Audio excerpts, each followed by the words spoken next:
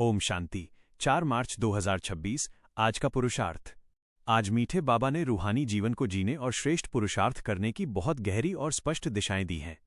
आज मीठे बाबा की मुख्य समझानी पहचान और परिवर्तन पर केंद्रित है। आज मीठे बाबा ने स्पष्ट किया है कि शिव बाबा परमपिता परमात्मा रचयिता हैं, जो नई सृष्टि स्वर्ग रचते हैं, जबकि श्री कृष्ण देवता रचना है, जो 84 जन्म लेते हैं। भ्रम को मिटाना ही ज्ञान की पहली सीढ़ी है। मनुष्य अज्ञानता में देह अभिमान के कारण भटक रहा है। बाबा समझाते हैं कि हम आत्माएं हैं, न कि शरीर।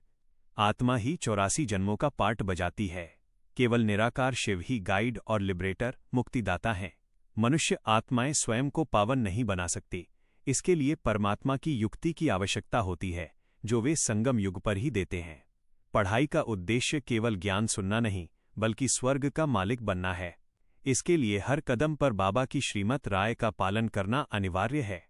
पुरुषार्थ कैसे करें? मीठे बाबा ने पुरुषार्थ को केवल एक प्रक्रिया नहीं, बल्कि जीवन जीने की कला बताया है।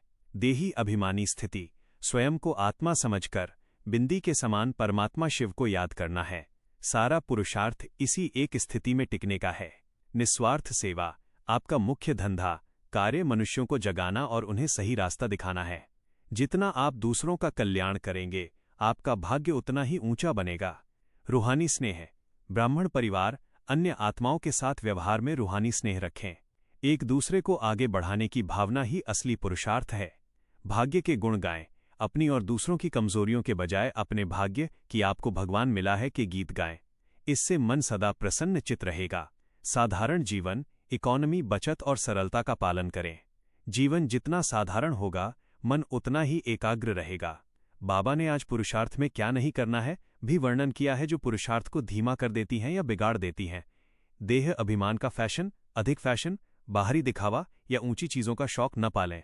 जो चीजें मन को भटकने पर मजबूर करें, उनसे दूर रहें। कमजोरियों का चिंतन, अपनी या दूसरों की गलतियों को याद करना या बार बार उनका जिक्र करना, कमजोरियों के गुण गाना है, इससे बचना चाहिए। लून पानी व्यवहार, लून पानी खारा व्यवहार या चिड़चिड़ापन न करें। किसी भी बात पर तुरंत बिगड़ना या आपस में लड़ना झगड़ना देह अभिमान की निशानी है। अहंकार, साहूकार, धनवान होने का अहंकार या ज्ञान का अहंकार दोनों ही उन्नति में बाधक हैं। याद रखें, अहंकार से पद भ्रष्ट हो सकता है। प्रश्नों में उलझना, व्यर्थ के प्रश्नों जैसे साक्षात्कार क्यों हुआ, महल कैसे बनेंगे में समय बर्बाद न करें। आपका लक्ष्य केवल पढ़ाई पढ़ना और स्वर्ग का मालिक बनना है।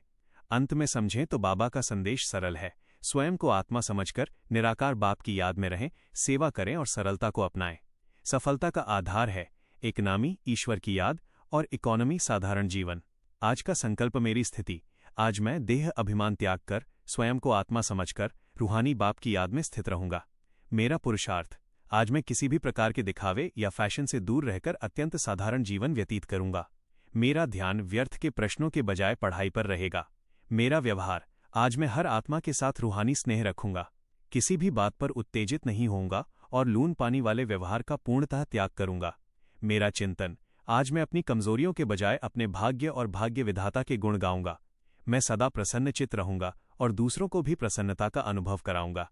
स्लोगन, इकनामी और इकोनॉमी से चलना ही ब्राह्मण जीवन में सफलता का आधार है। ओम शांति।